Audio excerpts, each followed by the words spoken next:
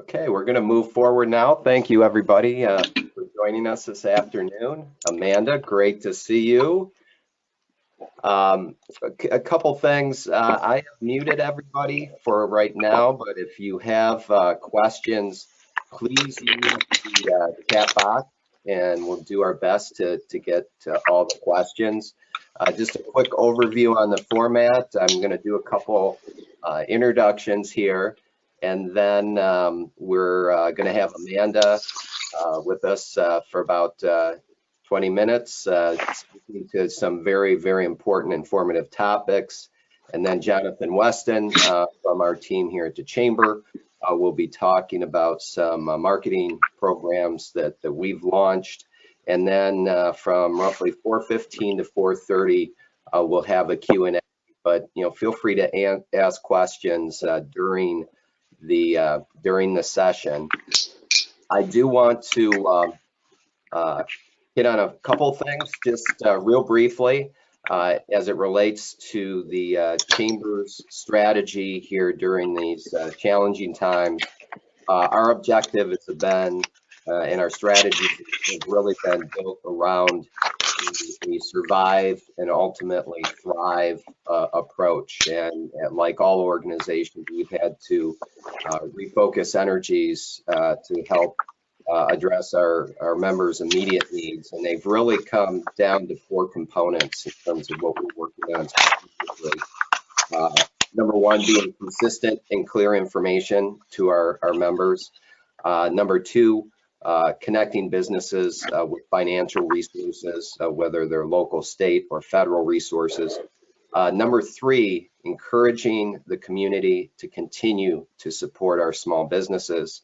And number 4, we're starting to pivot as a community around discussions as to what it's going to look like in terms of reopening our economy.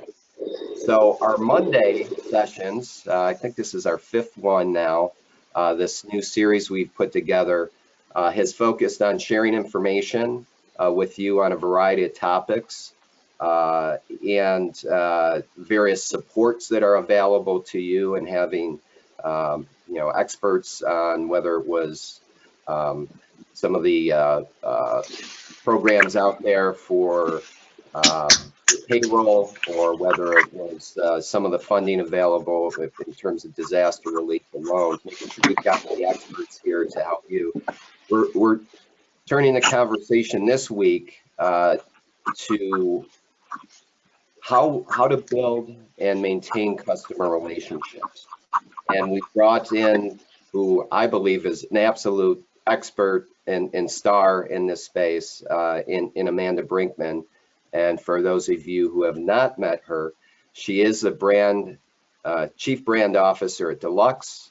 She is a host and creator of the Small Business Revolution series, which we've become very accustomed to and understand of. And she and her team at Deluxe have just been wonderful to work with over the past several months. And she is an amazing cowbell player, and I'll let her expand on that if she would like to. But she's going to be speaking to maintaining communication with your customers. And then we're going to have Jonathan Weston, who is our new director of member marketing, also an entrepreneur, owns a business here in the county. For a little bit of background and to tie it in with the small business revolution a little bit, Jonathan did an enormous amount of work behind the scenes for us in terms of social media strategy and leveraging Facebook and Instagram and some things like that, and just did an amazing job. He's going to be speaking to turning prospects into customers and customers into fans of your business. So again, just a reminder, everybody is muted except for the speakers. Use the chat function for your questions. Depending on how things are working towards the end, we'll try to open it up for a little bit of conversation if necessary. But I think primarily, since we have almost 70 people on this, we'll try to primarily use the chat function. So, Amanda, welcome virtually. It's great to see your face. To Chautauqua County, and it's great to have you here, and we really appreciate your time. Oh, well, thank you for having me. I wish I could be there in person, and we will be back to Fredonia and Chautauqua County soon, hopefully in June and July. But it's just so crazy how much our world has changed in such a short amount of time. I mean, I think it goes without saying, but I just still think it's crazy. You referenced the cowbell, but when I think about that large gathering, we were all in kind of the town center together, how crazy an event like that would seem today. And so I'm certainly glad that we were able to get that in before, again, our world changed. But we were just talking the other day, we actually bumped up all of our filming and everything a month earlier than we have done in years past, because we really wanted to launch a series before the election kind of heated up in terms of media and noise out there, and wanted to get the series out before then. And if we hadn't made that scheduling shift, which we had no way of knowing this would happen, but if we hadn't made that scheduling shift for season 5, we probably wouldn't have been able to even do the first round of filming and everything else. So it's really quite a blessing that we happen to have been a month earlier. So we're still going full force with season 5 production. We're meeting with the businesses that are going to be featured in season 5 regularly on video conferences, and we're recording a lot of that. So the series might look a little different in the middle of the episodes this year. But we're still working hard on helping Fredonia and the Fredonia businesses. And the show will now just launch after the election instead of before. So it'll be on November 10th. So everything is still a go, and we'll be back this summer to continue filming. So what I thought I would talk about today is a little bit of some of the advice that we've been giving the businesses that we're featuring in the show, and the advice that we're giving small businesses across the country. And it's really to what you were referencing, Todd. It's really about communication, and really, trying to leverage the fact that people really want to support small businesses right now. Media has been talking about it a lot. We've all been talking about it in social media. People really understand how serious this is hitting small businesses and entrepreneurs, and people want to do their part to help. And so we, as small businesses and entrepreneurs, need to make that as easy as possible for them to do. And the best way to do that is to communicate clearly with our customers. So I'm going to talk about kind of 5 main areas or tools that you have at your disposal as a business owner to be communicating. So the first one I'm going to talk about is really thinking about your website and the story that your website is telling. While that should always be top of mind for a business owner, it's really vital right now to make sure your website is reflecting the right communications. The second is using social media in the right way, and using it as a tool and as not just a one-way communication, but a two-way communication with your customers right now. The third is around directory listings. The fourth one I'll talk about is email marketing, and the fifth is kind of that offline printed materials, banners, things like that. So, the most important thing right now is, again, that communication, both with your customers and the general public. It's really about making sure you're communicating your heartfelt sentiment about the crisis that we're all in right now, that your customers are experiencing. It's really important to be communicating about your current status as it varies by state and by industry, different regulations around being closed or open, making sure that it's very clear to your customers if you are closed or if you're open, or if there's a hybrid, such as, curbside or delivery or something like that. Making sure you're really clear about your hours, and that your hours are consistent, so that if someone is going through the effort of supporting you, we're not disappointing them by not being available when they're trying to do that. Being really clear about how the best way to contact and communicate with you right now is, so they're not sending you an email to no response, or calling and the voicemail box is full, for example, but just being really clear about the best way to contact with questions or with orders. And then another really important thing to be communicating is the measures that you're taking to be compliant with the COVID requirements, both at the state and the local level, and making sure that you're assuring your customers that you're taking safety protocols for them and for your employees, and making sure that you're communicating around those efforts that you're doing. So let's talk first about the website. The first thing, I think we all can kind of relate to this. When you go to a website, today and in this current environment, you expect to see some sort of messaging around COVID. A lot of websites are utilizing a banner right at the top to talk about, again, the status of the business and the response that the business is taking in this COVID era. So making sure that you have a notice banner on your homepage is really important, and actually it can lead to a subconscious sentiment that maybe your website isn't updated if you don't have some reference to this current state. So making sure that your website has a COVID banner is a best practice right now. Making sure that you're making additional updates on sub pages as well. So on your contact page, making sure that that's where you've updated your hours, your contact info. If you are a business that is offering delivery of some sort or is allowed to, making sure that you are clear about what your delivery radius is so that people can clearly read that on your website. A lot of websites have FAQ pages or frequently asked questions pages, which we always recommend businesses having. It's a really great SEO tactic and a way to capture search authority around terms that are relevant to your business or the kinds of products or services that you offer. Making sure that you have updated within the FAQ section any questions around safety protocols or COVID. Again, are you open right now? Things like that.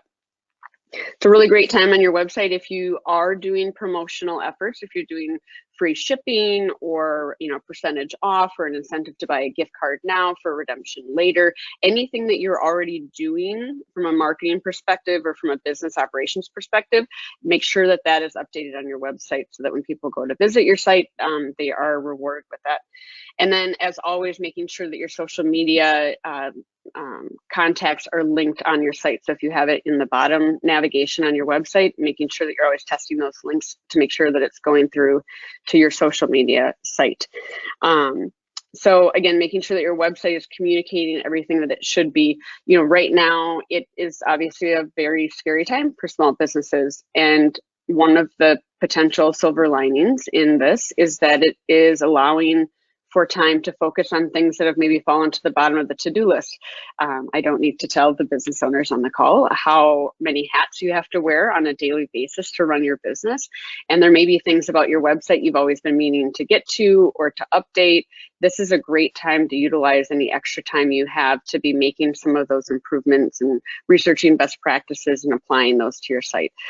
So the number one thing, again, right now is making sure that your website is communicating with your customers, your status, hours, how they can work with you in this current environment, and any deals that you have. The second thing is really around social media. So utilizing social media to, again, communicate if you are open or not. We recommend using a pinned post in the platforms that allow for a pinned post, such as Facebook and Twitter, around your status as a business, if you're open or not, or again, a hybrid of it. Making sure that on Instagram, for example, in your business description up top there in your profile is a great place to talk about, again, that status as a business in lieu of being able to pin a post. But it's a great place to have kind of that pertinent COVID information right in your business profile. It's great to utilize social media to push out offers. If you are doing, again, a percentage off or free delivery or free shipping, this is a great place to talk to your customers about the fact that you're doing that. And so, making sure that either whether or not you're putting paid or boosting those posts or not, making sure that you're utilizing social media to do that.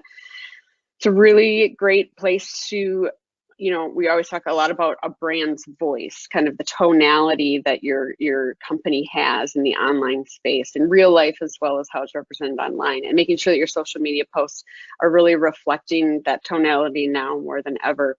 Making sure that your tonality is around being helpful and kind and thinking through what the customer is going through at this time. So really making sure that it's written in the voice of how a customer would read it. And then making sure that you're staying on top of any DMs, direct messages that you're getting from customers.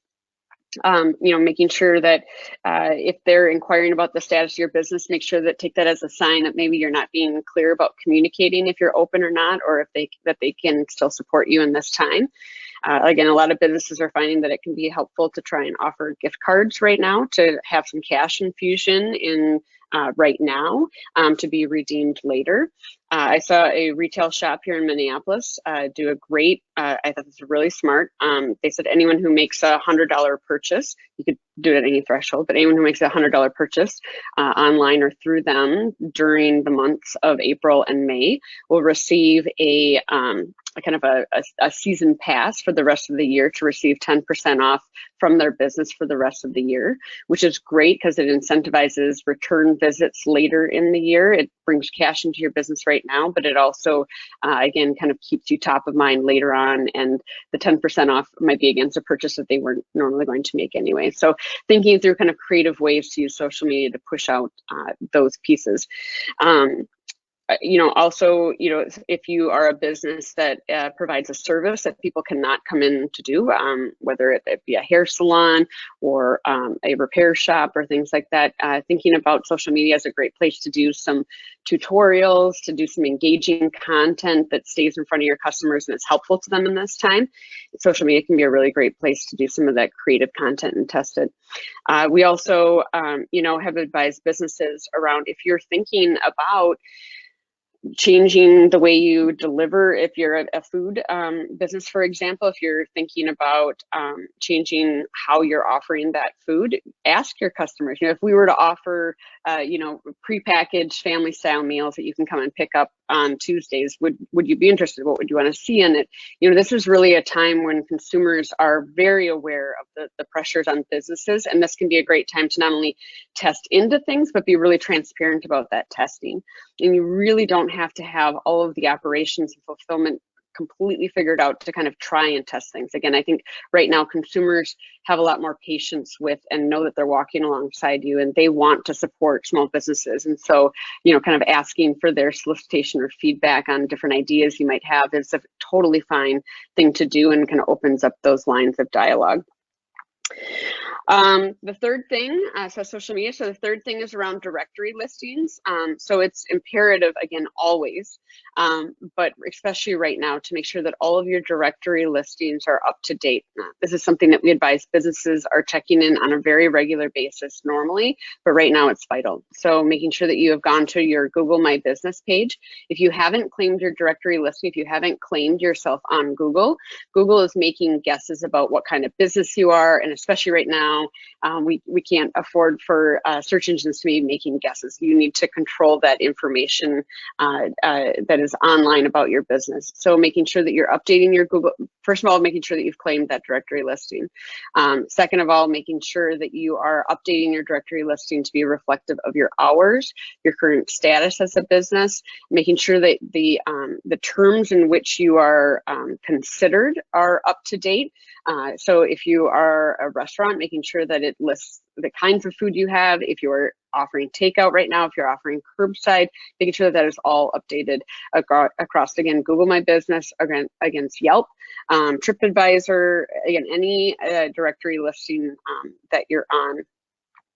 It's great right now. Yelp is offering, there's a number of things that used to be previously paid, things that you had to pay extra to have certain directories, and Yelp has lifted all those payment restrictions for the foreseeable future to really help small businesses. So it can be a great opportunity to add different calls to action, order here, order your curbside here, whether or not, and add additional qualifiers or descriptions of your business, the kinds of food that you do, the offers that you have, and things like that. So right now, Google has shut off reviews and responses. I think they're just trying to keep the noise down, and it's confusing right now, confusing enough right now for businesses to keep up with a lot of things. So it'll be important, though, once they turn that functionality back on, to always make sure that you're monitoring kind of, again, reviews and responses. There's attributes within your Google My Business listing that you can turn on right now that are really important. Again, that's where you previously would indicate if you had Wi-Fi available or outdoor dining, things like that. But there is an attribute around takeout and curbside right now. So if you're a restaurant, making sure that you are clicking those and turning those on. Directory listings. So we talk a lot about people being findable online. The way you are findable online is the search engines kind of triangulate multiple data points, and your directory listings are a really important way in which they scan the authenticity of your business and cross-reference that to things that are listed on websites or in articles or in other places. So your directory listings are just as vital as your website, and making sure that those are up to date. And again, people right now, search is the name of the game in marketing in general. But right now people are searching for things like local restaurants doing delivery, local, retail doing free shipping. People are searching for these kinds of things. And so we want to make sure, again, both on your website, as we talked about before, but also in your directories, that we are making sure that that information is on your listings, so that the search engines can return your site and your business against those search terms. And that's what we mean by being findable online. You have to tell the search engine what to serve you up against when people are searching for certain terms.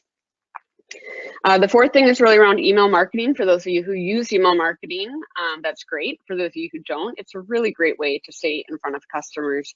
And right now is a great time to utilize that direct communication. If you have an email list built up, people have acknowledged that they want to hear from your business at some point in the past. And so this is a great chance for you to get out in front of them and talk to them about what you're doing right now in this current crisis, how you've modified your business, what services you're continuing to offer, how they can support you in those, or how they can buy from you at this time. And so it's a great chance to do COVID updates, the safety protocols that you're taking as a business, assuring your customers of their safety when they interact with you and your employees or with your business. Making sure that you're talking about what products or services you maybe have added or special deals that you have. But email marketing is a really, really great way to get back in front of customers, especially right now. I think everybody feels like they have heard from every email list they've ever subscribed to. I joke that I've gotten emails from Holiday Inns in the middle of Arizona that I stayed on some top 10 tour 2 years ago. But it's a great way to stay in front of your customers. And so that's why big businesses are doing it. And so small businesses should definitely utilize that as a communication vehicle as well. And then the fifth one is really around offline activities. So this is a great time to have to the degree things are allowed within the neighborhood or sector that you're in, making sure that you have a banner out or a sidewalk board or a poster in the window that talks about whether or not you're open or not, what website or phone number to call in order to purchase from you, thinking through, while people are not driving around the way they used to, which is good. There still is people out and about. And so if they're driving past your business, it's a great opportunity to have a large banner or, again, a big poster that says we're still open for online orders, or we're still open for curbside. Here are the hours, or here's the number, and utilizing kind of, again, those banners or sandwich boards, window messaging to talk about the fact that we're still open, but here's how you can buy from us. Making sure that you have your voicemail updated to reflect, again, that same piece. We work with a lot of businesses who maybe haven't even set up their voicemail before. And so making sure that, especially right now, if people are calling your business, just test it and call your own business line and see what the response is. Make sure that they're able to leave a voicemail, that your voicemail inbox has been cleaned out, that you're talking about the fact that in this time, here's how we're servicing, so people know that it's up to date. And then making sure that, to those of you who are still working with employees, or still able to, making sure that all of your employees kind of have that a similar script that they're working from a customer service perspective, that they too are carrying the same messages and hours and kind of tonality that you are as the owner, and really utilizing kind of your employees to be brand advocates for you as well. So I ran through those quickly, but those are the 5 things that we really advise businesses to be focused on right now, that are pretty universally true for all businesses. Obviously, as we're working with the 7 businesses for season 5, and with the businesses that Deluxe works with each and every day, it's different by industry, it's different by your status as a business. But I wanted to at least provide kind of these 5 larger categories that all businesses could apply. So again, it's about making sure your website is really up to date, It's about utilizing social media, again, to communicate how they can continue to work with you in these times. It's about making sure that your directory listings are up to date so that search is continuing to work in your favor, and you're making it as easy as possible for businesses to understand how to either order from you or work with you in this time. And then thinking through kind of those in-person pieces, again, things like banners in your voicemail. So would love to answer any questions that people might have, either around those topics or specific ones as well, but yeah. Amanda, are you okay for time if we jump into Jonathan's presentation, or do you want to take questions now? Would that be okay if I took questions now, real Sure. quick? But sorry, Sure. Jonathan. Sure. Well, let me start with my question. It's one of the advantages of setting these things up. You kind of have to, right? Crises tends to drive innovation, right? And so, within this, and you hit on kind of some other silver linings, but are you seeing any, I guess, innovation out there within the small business community, and what you've seen maybe in the marketing realm that could be maybe transformational as we come out of this, and something that just becomes part of how we do business? Yeah, great question, Todd. So we definitely are. First and foremost, I would remind you that as entrepreneurs, like, you did not start your business because you just had an inkling of an idea or you were weak. You started a business because you wanted to do something that mattered, you were good at it, and you were strong. And so this is a really, really tough time, but you will get through this. And kind of drawing back on that same tenacity and energy and spirit that you had to originally start your business, and that you utilize and bring to work every day when you're running your business, which is hard in a normal environment, trying to just remind yourself that you are a strong person and can find a way through this, I think, just first and foremost. Second, we are seeing businesses really, truly innovate. And there is something about a crisis that just forces your hand faster. So, I was talking to a dance studio out just on the outskirts of Atlanta the other day, and she started to move a bunch of classes online, and the response has been phenomenal. And she thought, why didn't I do this before? A, and B, I'm going to keep doing this even once in-person classes are possible, because she's doing these tap classes, and people from California to New York to Minnesota are joining her classes, and they're developing this really beautiful sense of community. So I think it's about thinking through, like, are there parts of your business or the way you've been delivering your business that maybe you need to adjust for right now, but perhaps these are blessings because they're forcing you to do it, and it's actually going to be really great for the growth of your business longer term. So kind of seeing those as pieces. The other thing that we're seeing from businesses is that they're utilizing this by need, but they're utilizing this as a time to really focus their business. I think as business owners, we can get really distracted by different ideas that come up over time. And maybe some of those things were just affecting us as business owners. And because right now we have to focus on the pieces of our business that we need to keep afloat and that are making us money, maybe that's a little bit of a blessing too, to really utilize this time in this crisis to laser focus your business, how you deliver it, what you sell, taking time to think through things like the technology. Again, we see so many businesses that haven't gotten around to updating their website or aren't staying on top of their marketing. And this can be a time to really make sure that all of those things are singing, because you have to, but because it's also going to be good for your business, over time. So I do think, the other thing we're seeing, we just started this additional series called Small Business Big Heart. You can find it on smallbusinessrevolution.org, or I published it on my social sites at Amanda K. Brinkman, or the Small Business Revolution has been promoting them as well. But we're Matt Naylor, the director of Small Business Revolution, and I are interviewing small businesses across the country who are just doing really remarkable things in the face of a crisis. They're doing phenomenal things for their community. They're giving back in disproportionate ways. And we're doing the series because this is what we love about you guys. This is what we love about entrepreneurs, is that the first instinct is, I have skills, I have resources, I have ideas, and I can help. So I'm just going to do that because that's what you do. And it's taking big businesses a lot longer to try and pivot and do that, but the small businesses out there are doing it. And so I would also encourage small businesses to think about, I talk about this concept a lot about being able to do well by doing good. Like, what can you do right now to not only help your business thrive, but to do good for your very community? And those two things, the universe will reward you for that instinct, and the two things will come along together. So anyway, that's what I say about that. Okay, we have a question. What recommendations do you have for promoting online sales?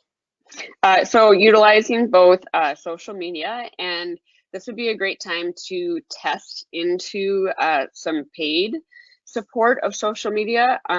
Social media, you can test what happens when you spend $100. You can test what happens when you're doing different geofencing or different kind of campaigns in social media around different metrics. So this is a really great time to kind of boost some of those posts. So if you have been able to move your sales online and have been able to build the e-commerce engine, or at least enough of one to be able to sell, definitely make sure that you're talking about it in social media. Definitely make sure that your website is talking about it front and center on your homepage, that you're making that cart experience and the process in which people can order online as clear as possible. And then utilize email marketing to get out to your existing customers to do it. You can also work with other small businesses in town whose customers might need what you're offering. You can get creative about how you do that. And then again, make sure that your business, if you have a brick and mortar location that you were previously operating out of and will be again one day soon, make sure that you have a sign up with your website address and where they can order from you online.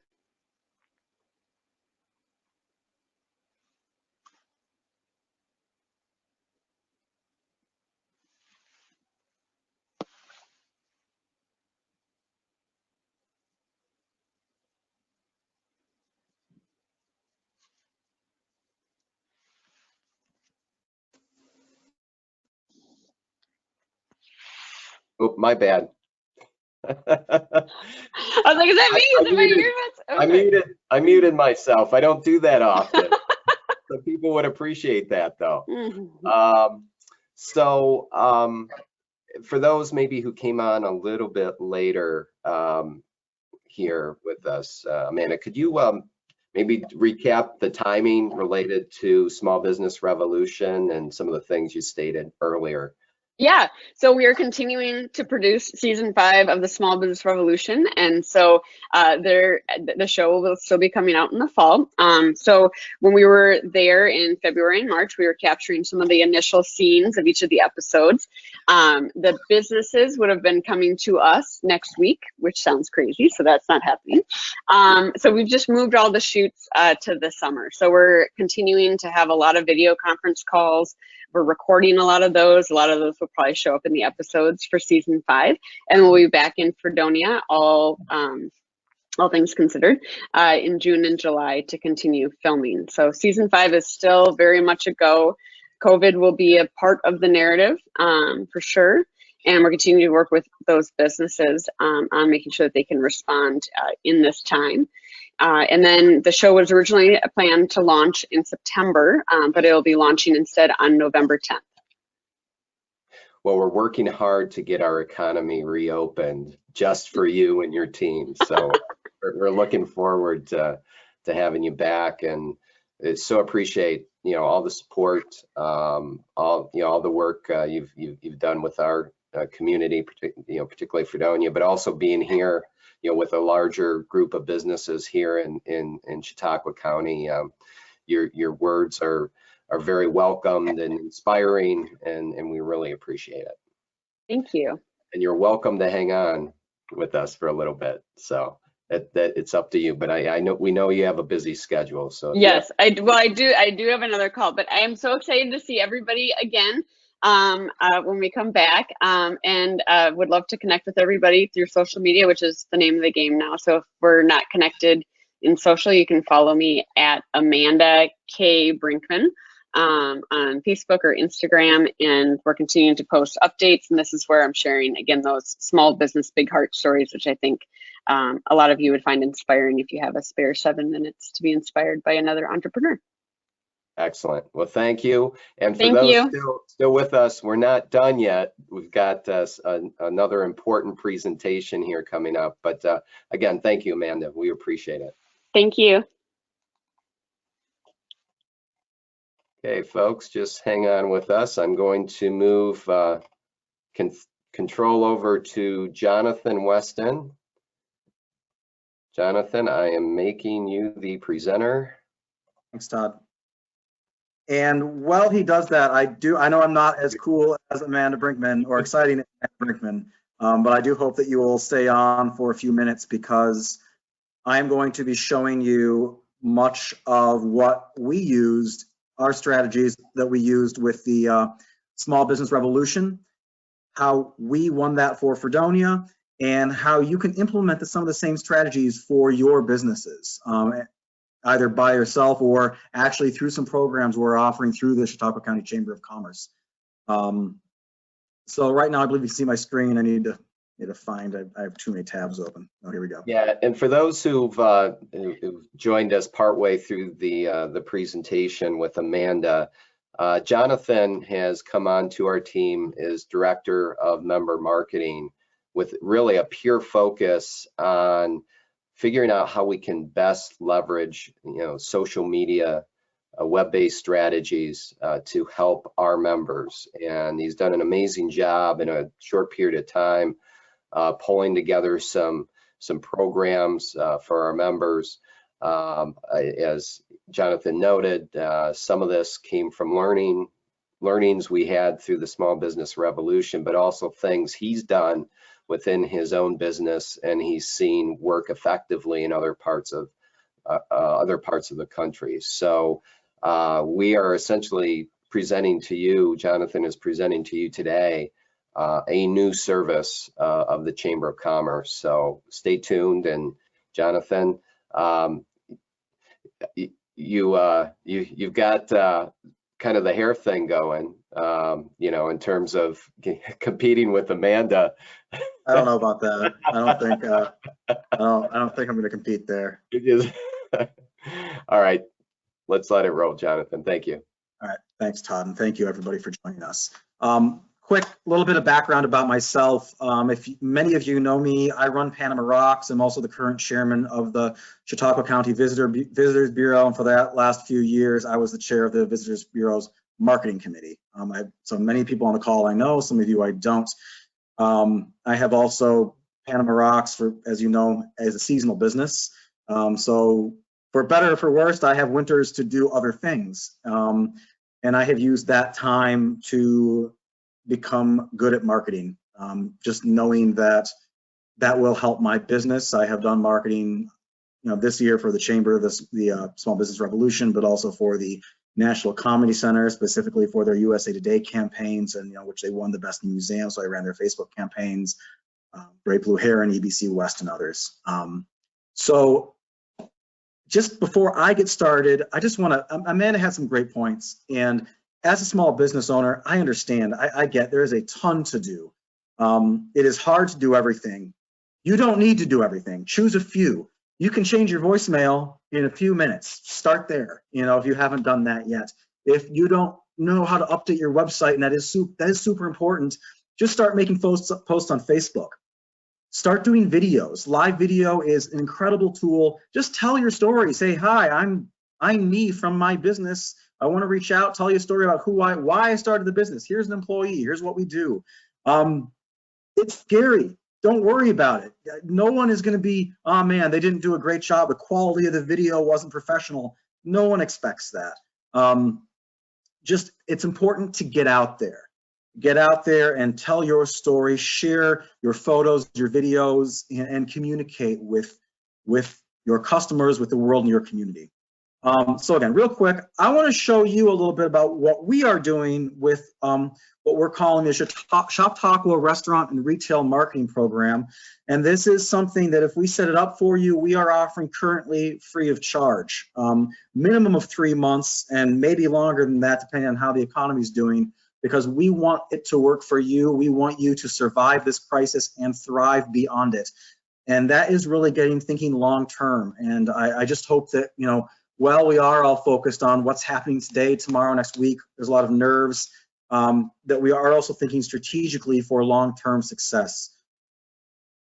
So I'm gonna just do a quick presentation here. And I hope that we can all think a little bit about marketing for multiple visits, getting that long-term success.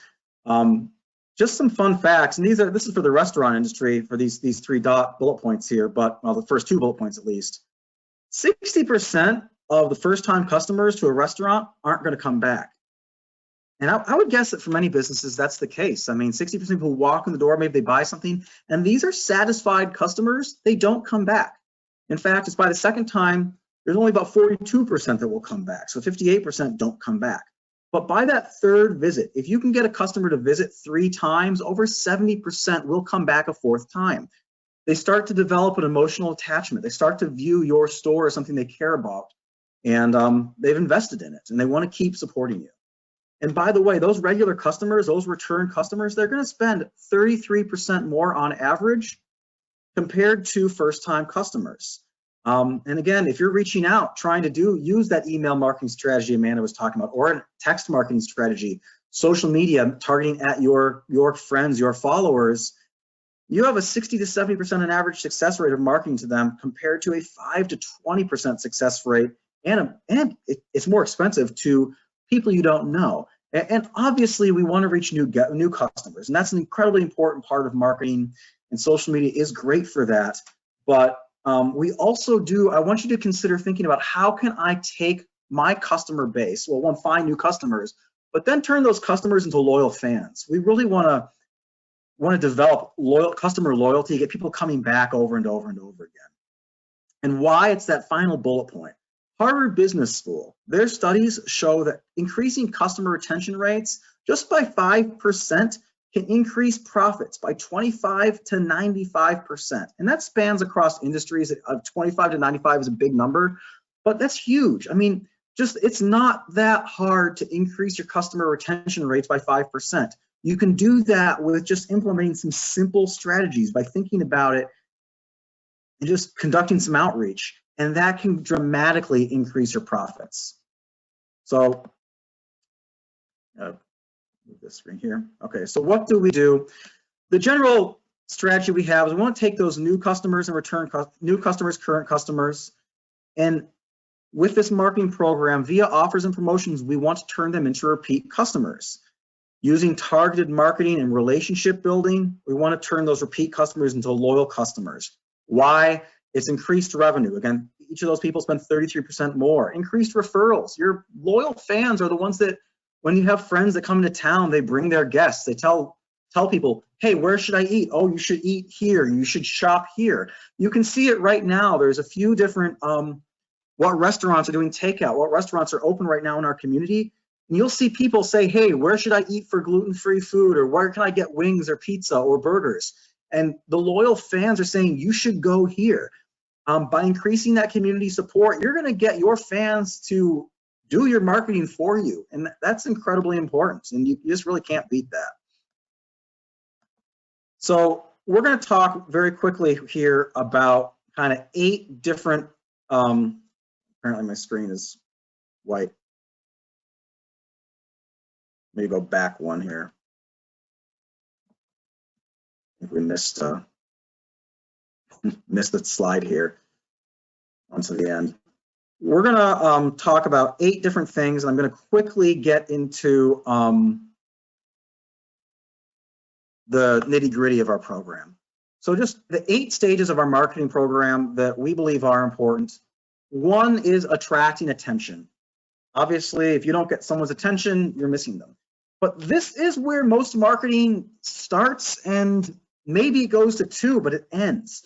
So, and I'm not knocking traditional marketing. I use it in my business. We do market with newspapers, radios, billboards, but you know, when you're just attracting attention, that's great. You need to do that, but what are the next steps? So the second step is to engage the audience. And the great thing about social media, Facebook especially, Instagram, is that you can see if you're engaging people. Are they liking? Are they commenting? Are they clicking to view view the picture in a larger screen? Are they watching the video? Are they looking at more of your post? Are they stopping their scroll?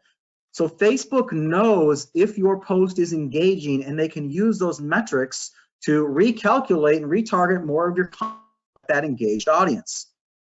So we want to engage that audience. And this is where I see most marketing drop off. And what we want to do is we want to keep it going. So number 3 is build a database. So actually through this marketing program, we're going to take these Facebook posts and really make a phenomenal offer from your business. And with that, before they even get the offer, they're going to start giving you data. You're going to capture data, names, emails, phone numbers, the ability to communicate and contact them on Facebook Messenger. 4, drive sales. And again, I'm going to kind of reiterate and walk you through the process here. How do we drive those sales? Well, first is to get them in the door. So start out with a phenomenal offer. And for example, we just launched this on Friday with Tom's Family Restaurant in Irving, and it's a buy one, get one dinner. And it can be a pizza, it can be a sandwich, it can be whatever they have for dinner. It's a no-brainer offer, you know, so there's been a great deal of response to that, which we'll show you in a second. Number 5 is to survey. How was your customer's experience? How many times can you follow up? I mean, very often you're busy, but with this program, when they redeem an offer, we can kind of go into the system and just ping them and say, hey, did you have a good time? How was your experience? And that's important for a number of reasons. One, if they had a great experience, we can say, hey, do you want to write a review? Yelp, TripAdvisor, Google, as Amanda said, having control over those platforms and engaging with those third-party directories and review platforms is incredibly important. They had a good time, ask them for a review. If they didn't have a good experience, you can say, hey, what happened? So you can reach out. It can ping you, send you a notice so that you can go back to that customer and say, hey, what happened? We saw that you didn't have a good time. Is there something we can do to make it better? And that way you can make it right. I'm going to interject to tell a story here. My parents, for the first time, I'm not going to give a name, but they went out to a restaurant that was only about a year old for their anniversary. I've been trying to get them to go there forever for the whole rest of that year, because I love it. They went there for their anniversary and they had an awful time, just had a terrible time. But the manager caught them before they left and said, how was your experience? Well, you know, it wasn't that great. And they said, why? And he said, that's not right. You know what, we're going to comp your food. We're going to give you passes or some gift cards to come back a second time. My parents said, okay. They went back a second time. It's not one of their favorite places in Chautauqua County to go. They've probably been there 8-9 times in 6 months, spending a ridiculous amount of money there because the manager caught them. They caught that bad experience before it became a, hey, never go back there, before it became a bad review, and turned it into a good thing and made loyal customers. So what do we do with those surveys too? We also ask for information, which I'll get into, and that's important because we want to be able to segment our audiences. And again, that's 7's reputation management. From that survey, with that experience, we can do that reputation management and, you know, kind of guide reviews, catch people who didn't have a good time. And 8, what's really cool is I'm going to show you this. We go through, we can optimize our marketing. So we're not just sending out to a cold audience repeatedly, an audience that's never heard of you, an audience that may or may not really be interested in what you're selling, so we can really optimize our audiences. So I'm going to go out of this screen here and kind of show you the program, show you what we do and how it works.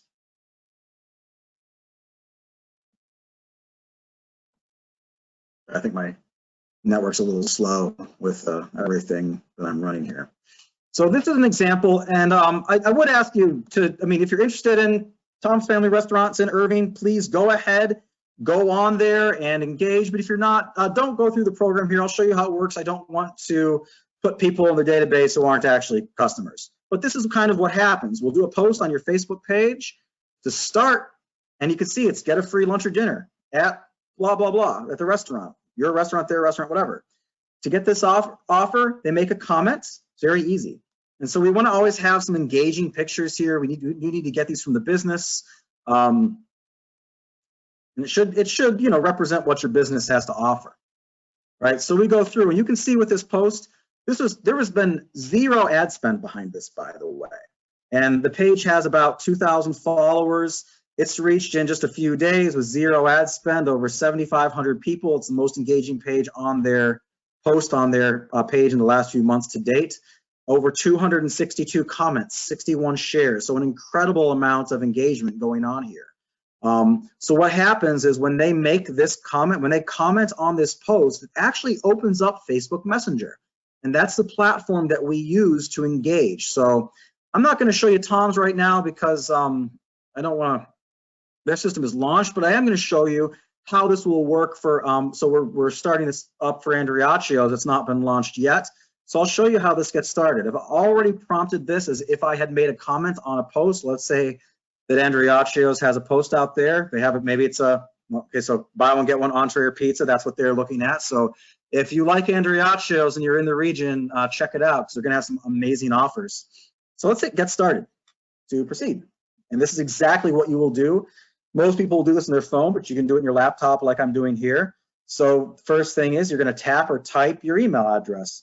If Facebook has it, it's gonna be right there. It's very easy. You just tap it, you click on it, and you don't have to type anything because Facebook's stalking you. So second, can they text you? And you don't have to require, this doesn't have to be required. I mean, so someone can say, no, don't text me. I'd say about 80% of people do this. And the reason this is important is that email open rates are about 20%. Text open rates and messenger open rates are over 80, 90% open rates. So, you know, Amanda shared the story, and email marketing is incredibly important. I use it for my business frequently.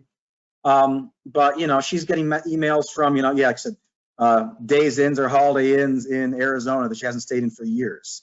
And we all know that email is becoming really spammy. So if people, and we don't over text people, we only text them periodically to let them know, hey, here's a new offer for you. Because you want to be very careful with how you're engaging people here. But, you know, as long as you're careful with it, people are very open to it. Like, hey, I've got to buy one, get one pizza from Andriacchio's. Okay, cool. You know, that's something I want. I signed up for, by the way. You're not just saying, here's a spam message on your phone. So we're going to confirm, make sure everything's correct. Yes, that's correct.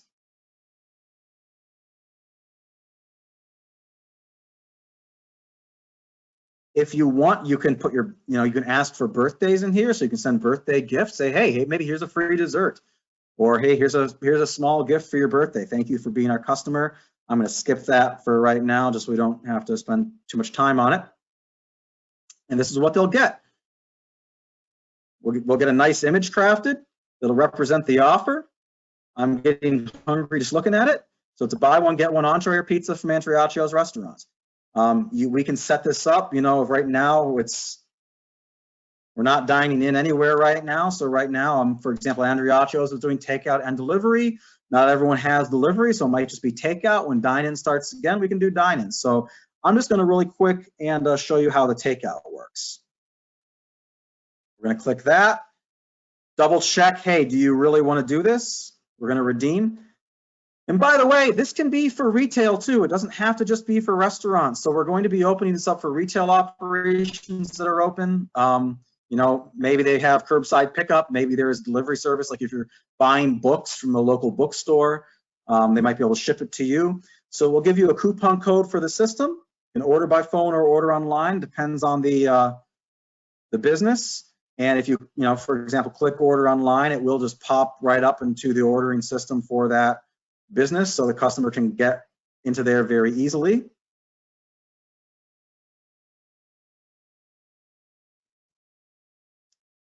Again, since my computer is taking a while to load, I'm not going to spend too much time going on here. But so, for example, this opens up right into the online ordering system for the restaurant, so they can see the menu and start ordering right from there. It also gives them the coupon code to do it. And then the customer is sent, you know, we chose pickup. So it gives you the pickup instructions, gives you a prompt to call when you arrive. And one of the things I love about our system is it tracks orders, it tracks your ROI, it tracks your sales. So the customer is given a prompt to enter in their order total, just a whole number, make it easy.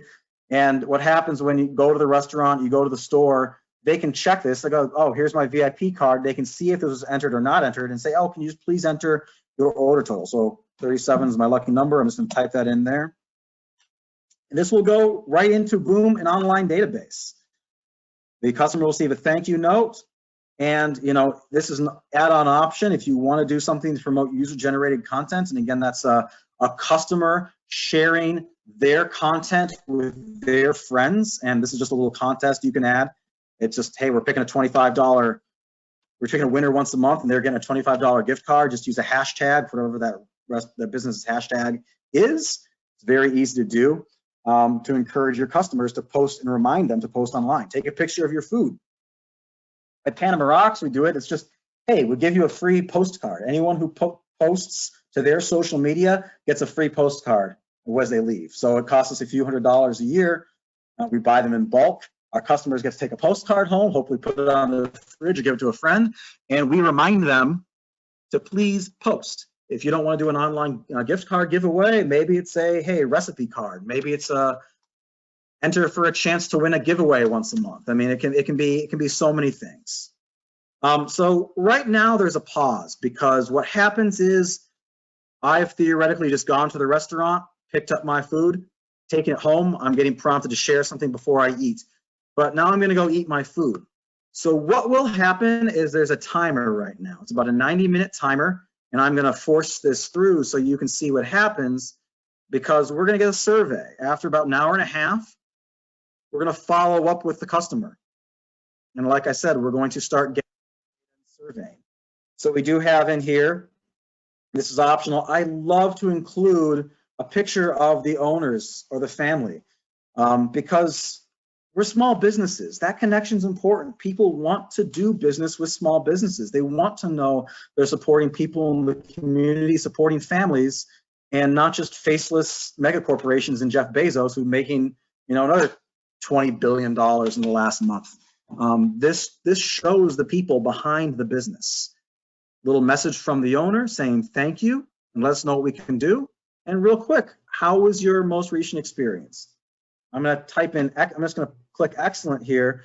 But here's the thing, if the user clicks average or poor, they're going to get a different prompt than if they click excellent. Actually, I'll show you both. Let's say they say poor, because I can go back and hit it. This is just because I'm an admin of the page. So this is what the admin will see. Something happened that you want to know about, but this is what the user will see.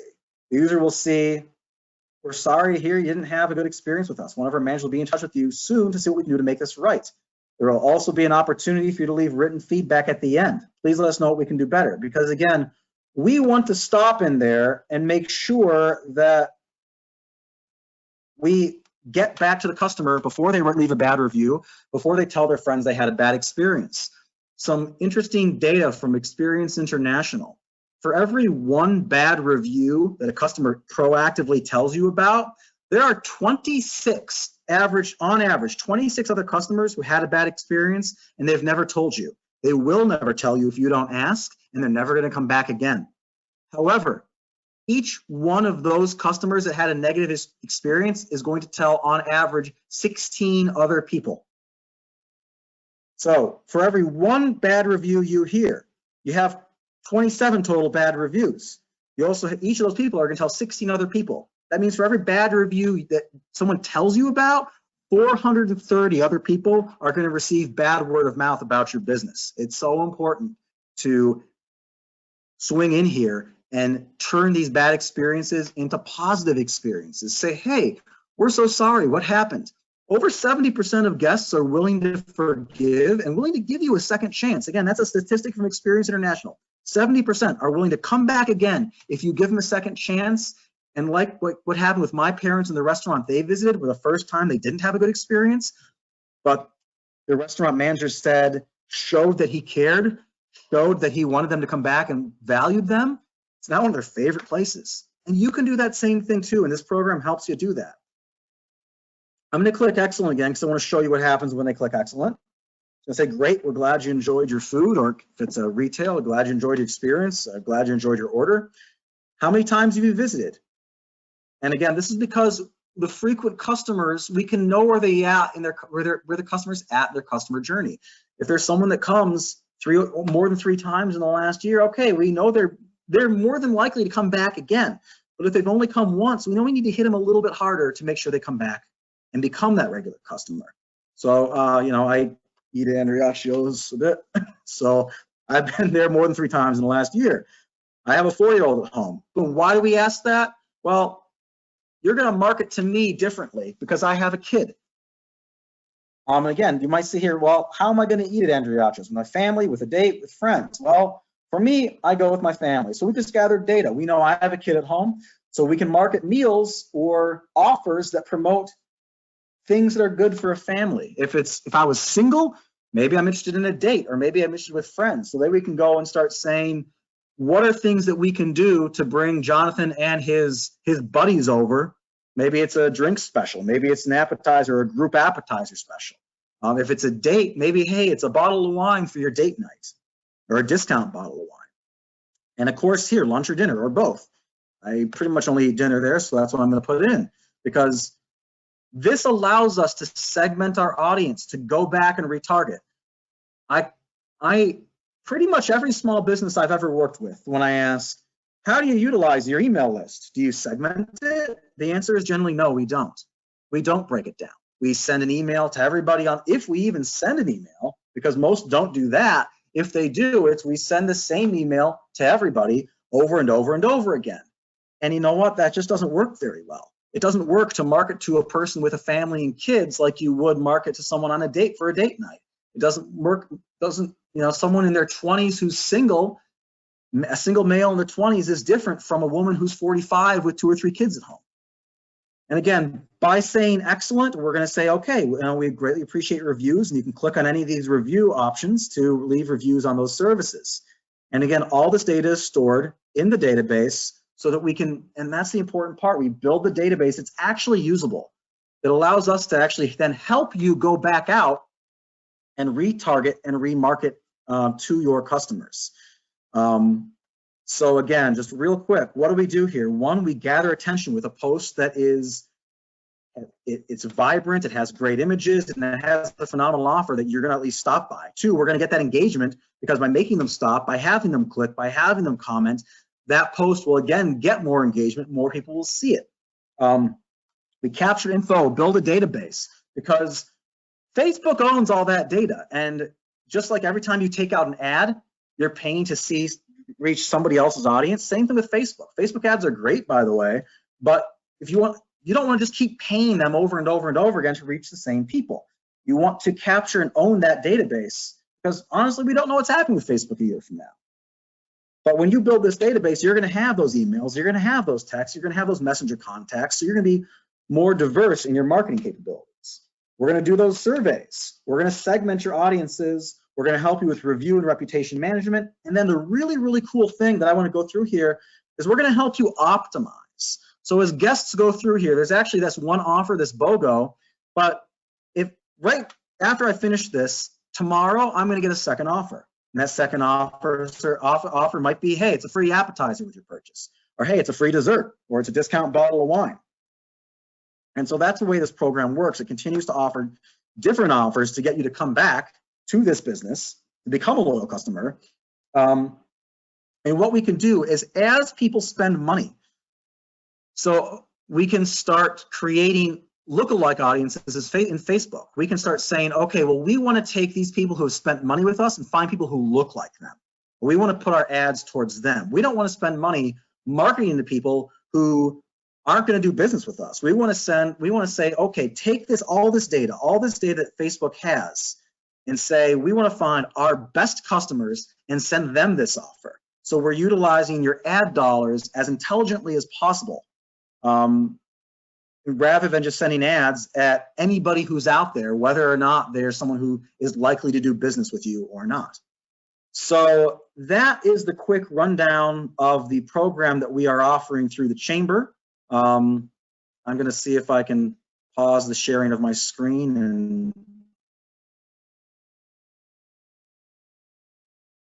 and get back to the videos here. For those who have questions, please feel free to use the chat box, or you may unmute yourself and ask questions. Jonathan, one thing, if you wouldn't mind maybe touching on is Yeah. the ability to track return on investment. If you could maybe hit on that just a little bit more. Oh, yeah, of course. Sorry, one of the most important things that I forgot. It's okay. So this, when I typed in my order total there, we can see the sales. We can see what people are doing. And by the way, if they don't do that, they're going to get a reminder. And they're going to get a second reminder, actually. So we can start seeing what people are spending. You know, I'm a small business owner. I don't have a lot of money to play around with, you know, so I'm very conservative in how I spend my marketing dollars. Panama Rocks is not a place. Most people pay me in cash, 70%, 30% is credit card. And even those credit card purchasers, most of them don't want a receipt. They go, can I get your receipt? And I'm thinking, I want to get their email address so I can track them. They go, nah, don't worry about it. It's like 20 some bucks for my family. Who cares?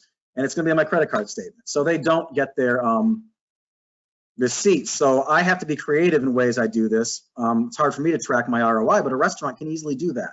A retail can do that. Hey, to get your next offer, just enter your order total in here. And Todd, do you know where I go to? I did this last time, I know, but I'm forgetting where to go here to close off the screen. It should be bottom of your screen, where there's the share screen icon. If you turn that white, it should work. Okay. It's, yeah, got it. There you go. Okay, cool. Thank you.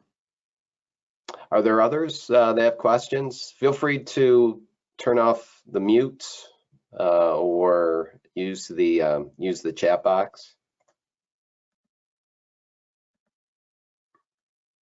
And yeah, please feel free to ask questions. This program, by the way, is free. We're doing this as a free service for businesses. We can also have a component where there's a viral giveaway and review service to help you get more reviews, help you build that database, help you build your brand and reach out to new customers. So basically, like, hey, offer a gift card, offer a pass, offer something for free, and people will sign up. And the way this works is first they'll give you their information to get one offer, and then we're gonna say, hey, well, if you comment, you get another entry point. If you we technically, if you're willing to get one more point, we ask them to share. It's the third point's not contingent upon sharing because it violates Facebook terms of service. But if they share or they offer to share, they show they're interested, they'll get another point there. So it helps that post become viral and helps you reach more people. And so you end up giving away a $25 or $50 gift card, one to help build a database and reach more of your customers. And then you can also upsell gift cards afterwards.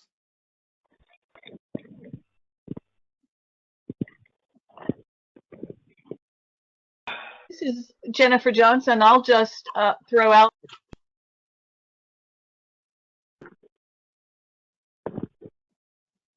You still there, Jennifer?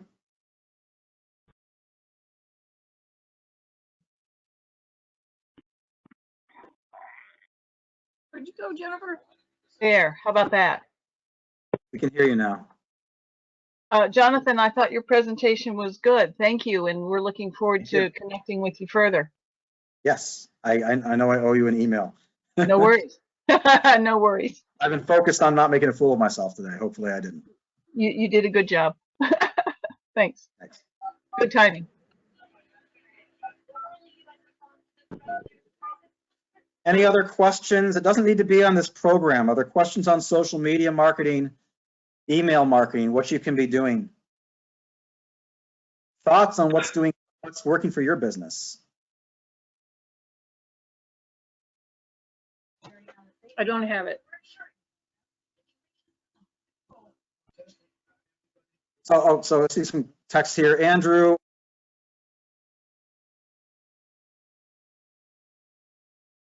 Oops.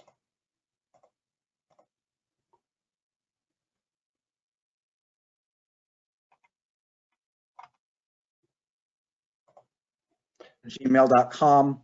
Jonathan, I apologize. I accidentally muted you. So rewind. There was a question from Andrew Nixon about how to contact me. I put my personal email address in the chat. It's jgweston@gmail.com. We're working on getting, I just started with the chamber, so we're working on getting me a chamber email, but you can use that for now. I'll get back to you as soon as possible with everything. There's a question about how often to email to not create fatigue, and that's a very good question, Judy. My caveated answer is it depends, right? It depends what you're emailing about. Depends on your business. And I recommend looking at your data.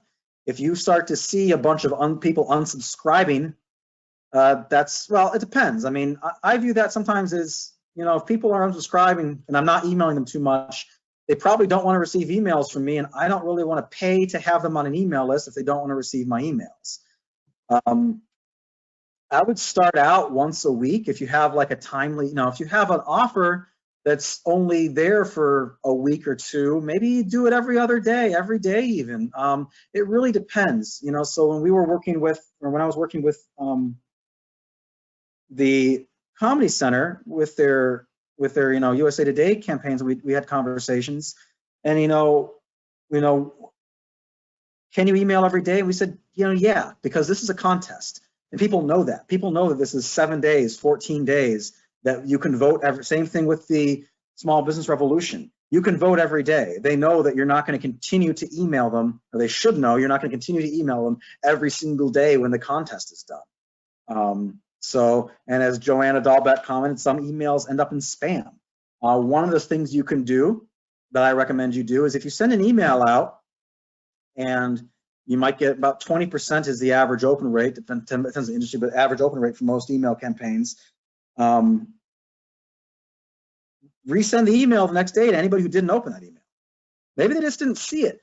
I get so many emails, it's maddening, and so much of it's spam and stuff I don't care about. Hopefully, if they're on your list, they care. I do also recommend cleaning your email list. You should have a strategy for this. But if you're just emailing and you're never, ever cleaning up your email list, you have your email list for 2, 3, 4, 5, 6 years, well, some of those emails are going to be dead. Some of those people don't care about your business anymore. So maybe do a check. Send an email out in segment. You can do this in MailChimp or Constant Contact and most email services. Look for people who haven't opened any of your emails in the last year, or maybe 2 years. And maybe they've been on your email list for at least a year. They haven't opened anything in the last year.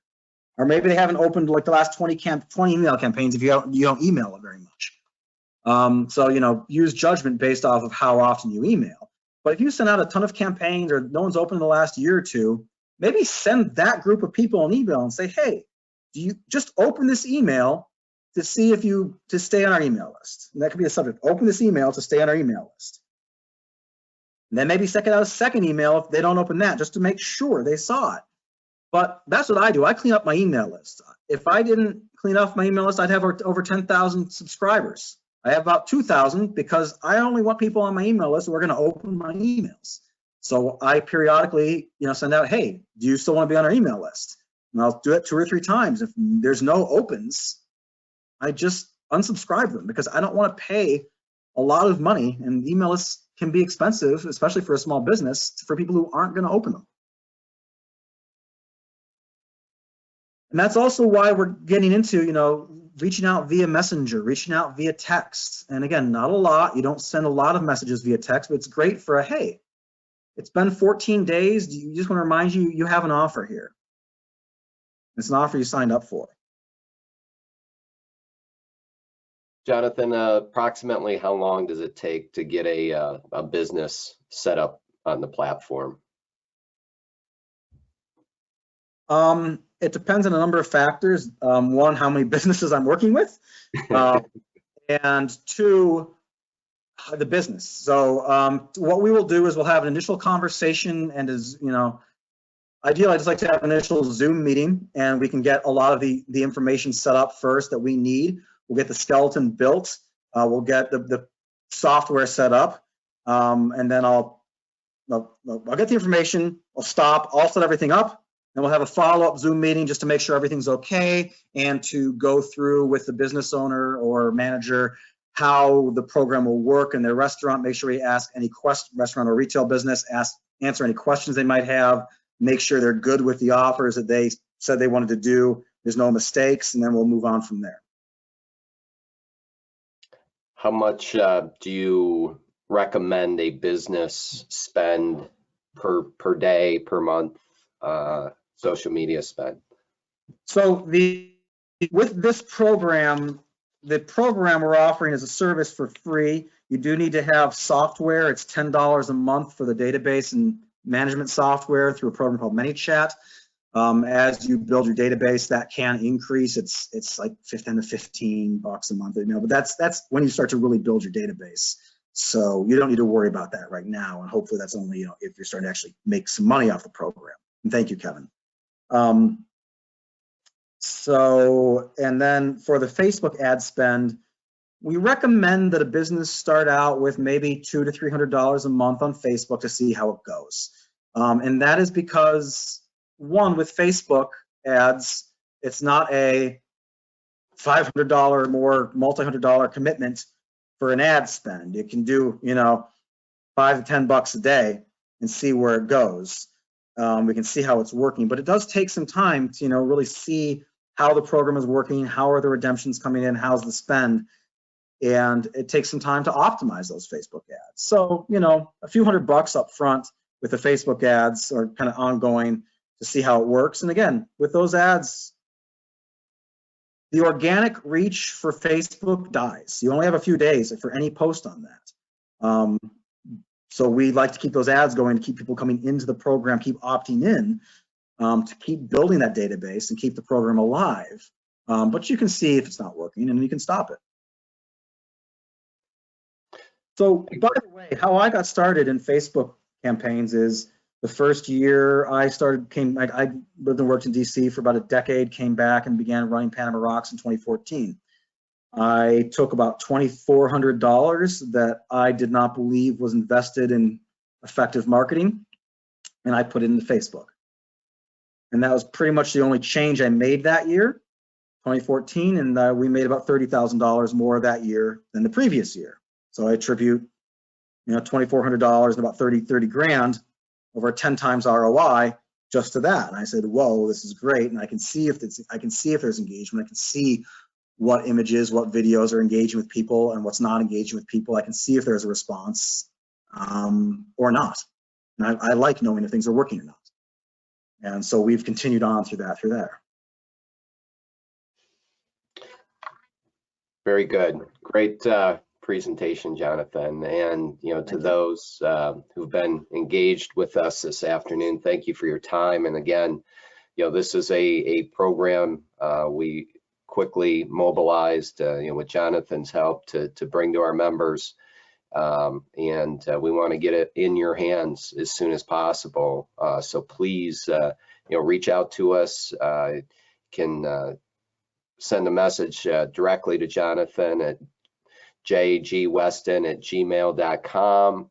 We're in operation, even though we're working remotely. So give us a call at 366-6200 or 484-1101 if you want to speak with us directly. And I also want to remind everybody that this Friday we have our legislative breakfast. We're doing it through this online format, but we'll have Senator Borrello and Assemblyman Goodell with us. Obviously, one of the big topics right now is what are the next steps and what's going on in terms of starting to turn on the economy.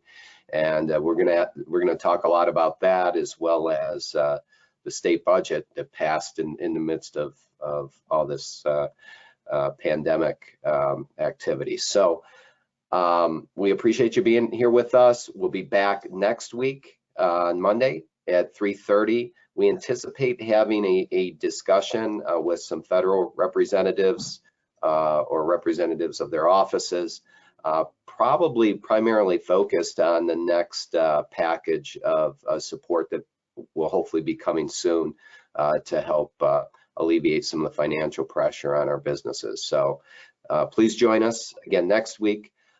please join us this Friday at 8:30 and again next week at 3:30. If you have any questions following this, again, send us an email, give us a call. And again, we thank you for your perseverance and all you're doing out there.